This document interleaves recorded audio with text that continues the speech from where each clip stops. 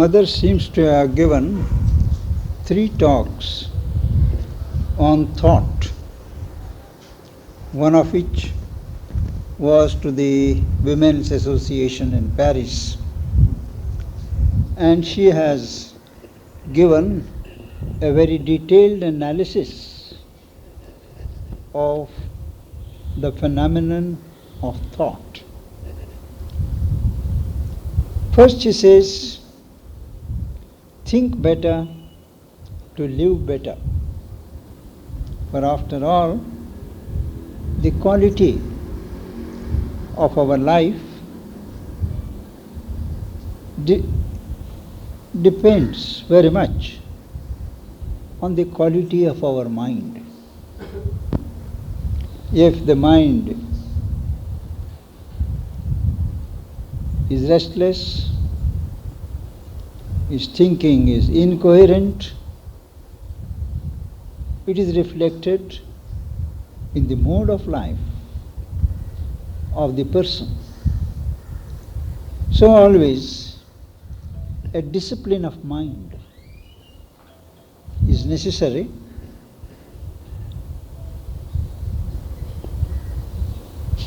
to give quality to one's life.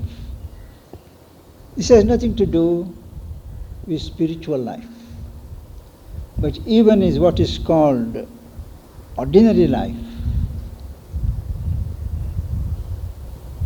To pay attention to the thinking activity of the mind is a part of culture. Speaking of thoughts, there are 2 kinds of thoughts.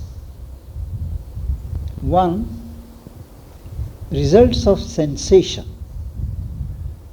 Our senses go and grasp some objects, they report, and the mind begins to act in the sense of reacting, formulating its own idea. In all ways, these thoughts, which are the result of sense contacts, come from outside.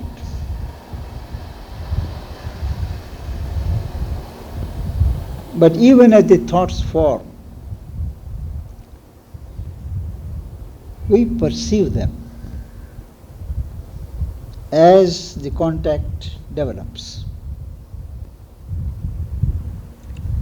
The modus operandi is the senses contact, they arouse a feeling. They don't go to the level of the mind first, but they arouse feeling.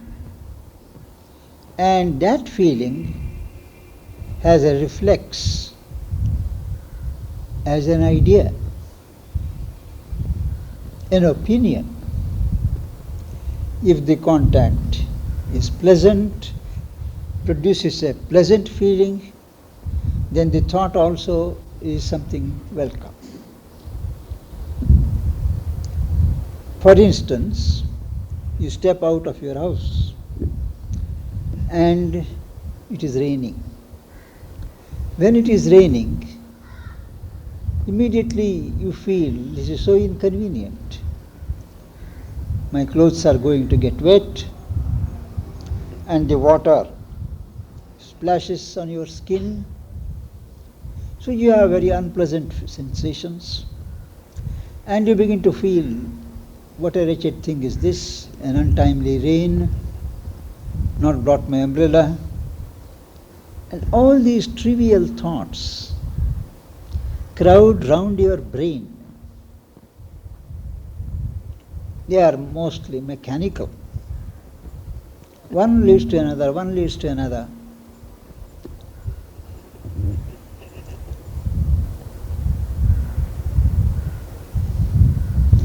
The other thoughts are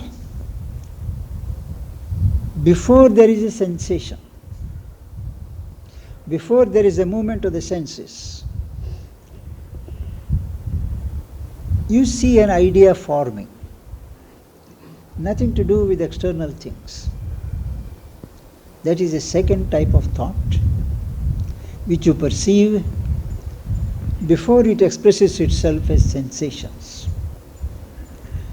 So, thoughts result of sensations, and thoughts independent of sensations. Most of our mental activity is mechanical. It is not reasoned. You think one thought comes in your mind, then that leads to another thought, that leads to another thought. We call it thinking by association. It's a big word, but it doesn't lead anywhere. To make thinking meaningful, we have to empty the brain of unruly mental agitations.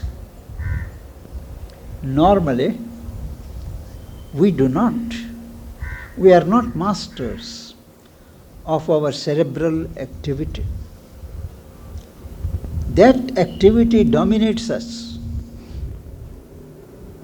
Now, how to get out of this control of mechanical mind? Meditation is one way. And what do you do in meditation? First you concentrate, and once you bring together the various faculties of the mind, then you reflect. You dwell upon the thought. What is that thought? From where has it come? What is its nature?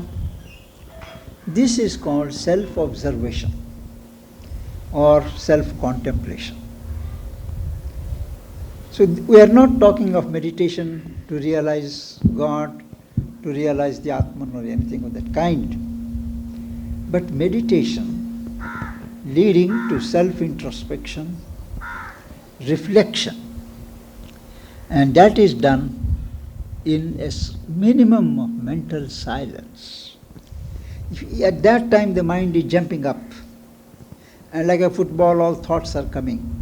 You can't really observe.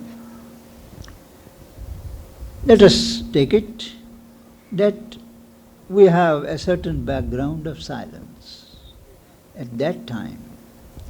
Then we have to strictly analyze the thoughts. Nature of the thoughts. Is the thought mine? If it is mine, from where has it originated? In something that I have read, something that I have heard, something that I have imagined? Or is it something that has sailed into my mind from the universal thought region? Most of us do not really think. To think denotes a certain development of the mind. We are usually overtaken by thought waves coming from all directions. There is a region of thought in the universal atmosphere, and they invade, they come, and we think they are ours.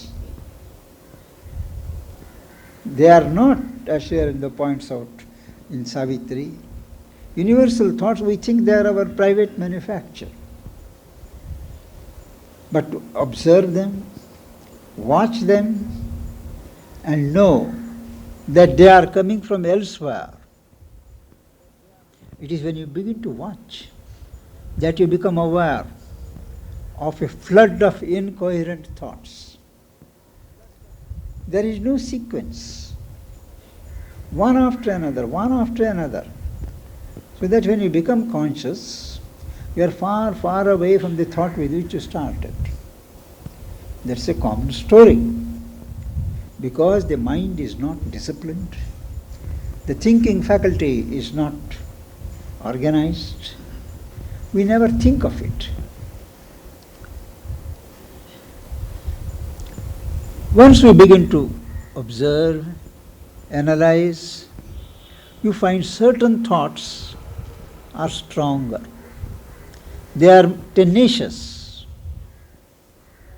They just don't disappear once you dismiss them. They persist. And analyzing them, Mother points out that many of our thoughts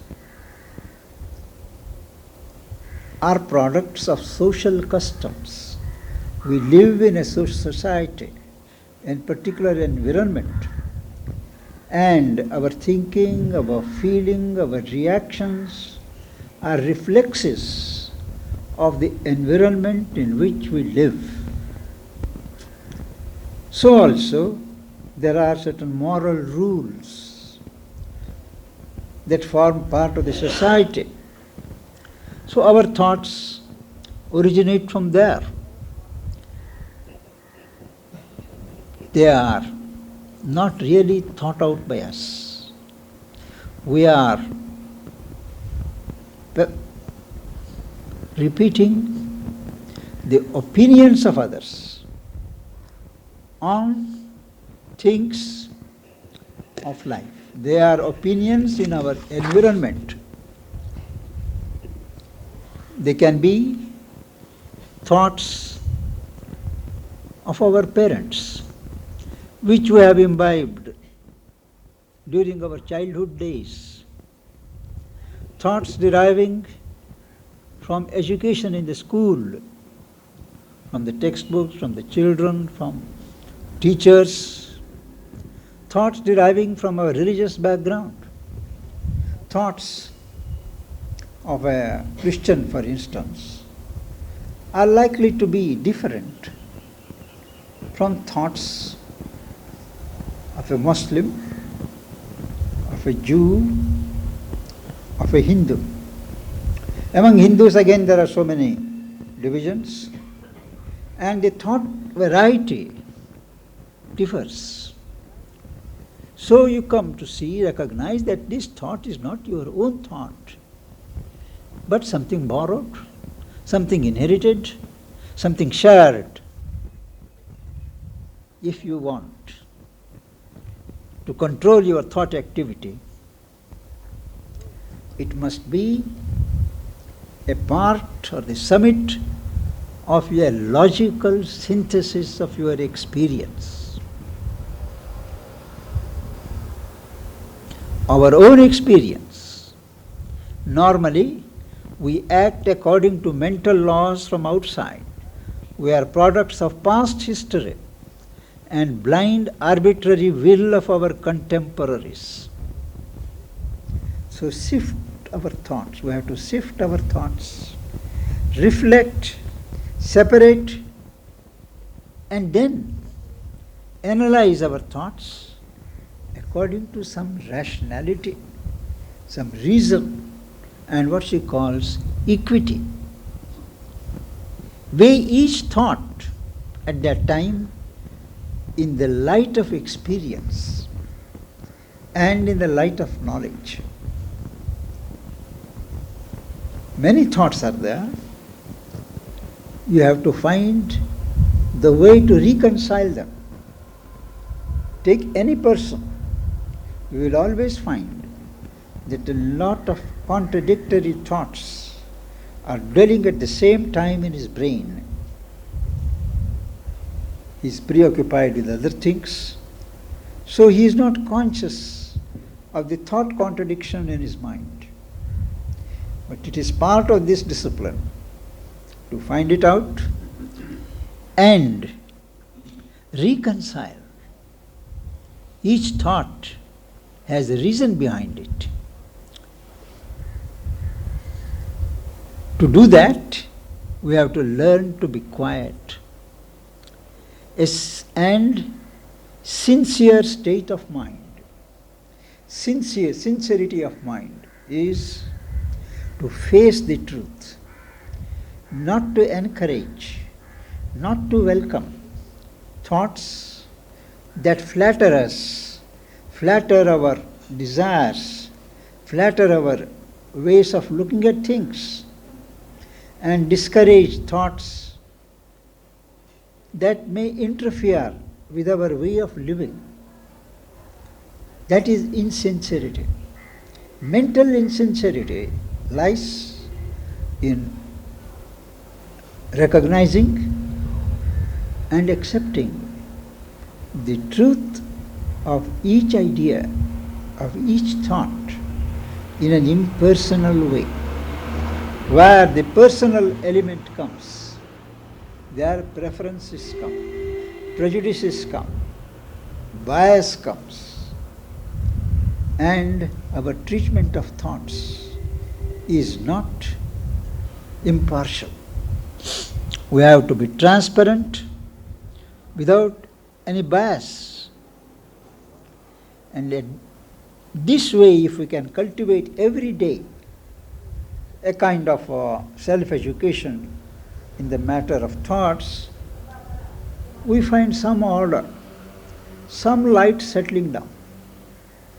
It is nothing compared to what is attainable in the future. But still, to begin with,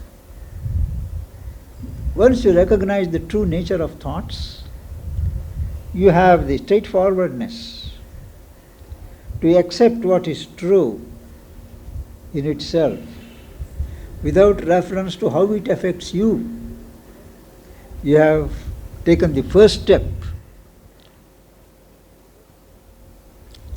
The second step is to recognize the thoughts that come from outside, from the universal domain, and you have to individuate them, control them with your individual personality. You have to be ready to sacrifice old thoughts to new thoughts, lower thoughts to higher thoughts, to have a kind of integration of the thought movements. It is a very interesting exercise if we know how to do it, and that leads to a certain serenity, a mental peace which enables us to perceive the truth behind contradictions. Simply because things contradict, things are paradoxical, it does not mean that they are wrong. Mother quotes, she says, an unknown master, he who walks in the truth is not troubled by any error, for he knows that error is the first effort of life towards truth. So a person who aspires for truth, who has caught something of the truth, is not bothered of mistakes, errors. Sri Aurobindo has observed a number of times that error is a partial truth. Error is not falsehood. Error is an effort in the process of finding the truth. It is half-truth. And as we gain in knowledge, the error sheds its wrong element and emerges into the true form of truth. So she says, a person who walks in truth is not troubled by error. He knows that error is the first effort of life towards truth. And it is when you have this organized control over thoughts, recognize the true nature of thoughts to which you are open, and you have a certain peace of mind that you open to the action of intuition. Intuition is a perception, a capture of truth which is not arrived at by logical process. Suddenly there is a flash, an immediate feeling that this is that. You have not argued, you have not subjected it to logical scrutiny, but still you have the certainty that this is that. Now these highest intuitions begin to sail into the consciousness of the person, and they are the real contributions of the individual to the society. Thus thought is a living, active, autonomous entity. Each thought is autonomous. Each thought has its own life. Not only its own life, its own form. You will remember how Sri Aurobindo describes when Lele asked him, sit down, close your eyes, and when thoughts come, you will see them, you reject them. Sri Aurobindo says that till then he had not heard that you can see the thoughts. Anyway, he was not used to question the word of a guide or the word of God. So he just started, and he says actually he began to see the thoughts coming. The thoughts have a form, an individual form. Some of the theosophical literature, you will find diagrams giving how different types of thoughts have different shapes. But that's not our subject. But it is a fact that thoughts have forms. And it is at a higher stage in mental discipline that you become conscious of the thoughts. Thoughts, feelings have also a flavor. A fragrance you make a flavor. Ugly thoughts, mean thoughts, they always exude, if you are subtle enough to observe, some unwelcome smells, like smells of kerosene or anything of that type. But if you have a natural love in the heart, in the mind, you carry a kind of scent with you. I was just reading this evening of someone describing how some people who carry love spontaneously, they do emit a particular kind of scent which is unmistakable. In our grossness, we may miss it, but it is a fact that thoughts have forms, thoughts have flavor. Thoughts have an individuality. That is why she says, treat thoughts as friends. Don't treat them as inanimate things which you can accept, which you can reject, which you can throw. No. If you treat them as living things, they play a part in your life. That's why Buddha says that be careful what thoughts you entertain. Because once you have a thought, it goes out on its career. You may forget it. But depending upon your intensity, the sincerity with which you have the thought, it goes on its career. And if it meets somebody else's thought of the same wavelength, it gets added strength. And you never know where it will end up. So too, good thoughts. Emanate good thoughts. They will go in their career, he says, and help mankind. So thoughts are to be treated as ambassadors, not as some passing things which we can forget the next moment.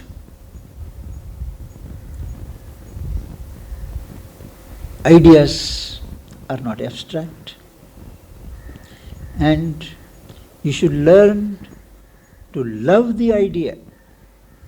When you love an idea, when you cherish an idea, it gets strength. And the strength behind the idea is communicated to yourself. And it becomes a very living power. Something like that Plato had in his mind when he spoke of idea as being. And each new idea that comes has a result on our synthesis, whatever thought formation, thought structure we have built. It does undergo a modification when a new thought comes. But to be able to assess each thought at its true value, we must not have preconceptions. We must not have superstitions. Superstition, she illustrates, that we can get knowledge only from a book. We can get knowledge only from authority. Or it should be a revelation. She says, no. Ideas stand by themselves. And she quotes another authority, says, out of the mouths of babes and suckling come forth truth. That is, even from children, the truth can emanate. So we do not always need to look for authority, for scriptural sanction, for the truth of an idea. She says many times, truths come out from children. No doubt. They have no precision, but they have no fixity either. They are not structured, fixed, but free, spontaneous. Silence of the mind. It does not mean absolute silence where there is no mind thought at all. The thoughts can be on the surface. But basically, there is a voice of silence from where you can see the thoughts coming and going. And you can even assess the value of thoughts. For that he says, polish your mirror of mind, polish it. Let it not be obscured always. And to the extent that you keep it polished, there is clarity. There is clarity. And you can know an idea in and for itself, not as related to other things. Do not attach importance to the form in which a thought is clothed, an idea is clothed. But the essence,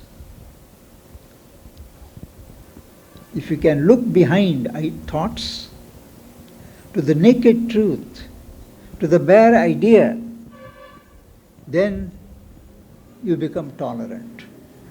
You are not misled by appearances of form. We have to always remember that an idea is different from a thought. Idea is higher. It can be there without thought. You perceive that idea. You are aware of that idea. But as it comes down, it clothes itself in the form of thought. And once it is well formulated in thought, it expresses itself, if we allow it, in action. So, idea, thought, action. But even above the idea, there is the concept. Concept is very vague. Something pointing. It is not yet fully formulated. It is something like a principle. So these are different gradations. We are normally aware of the most gross form of thought, which is an end product of a sensation.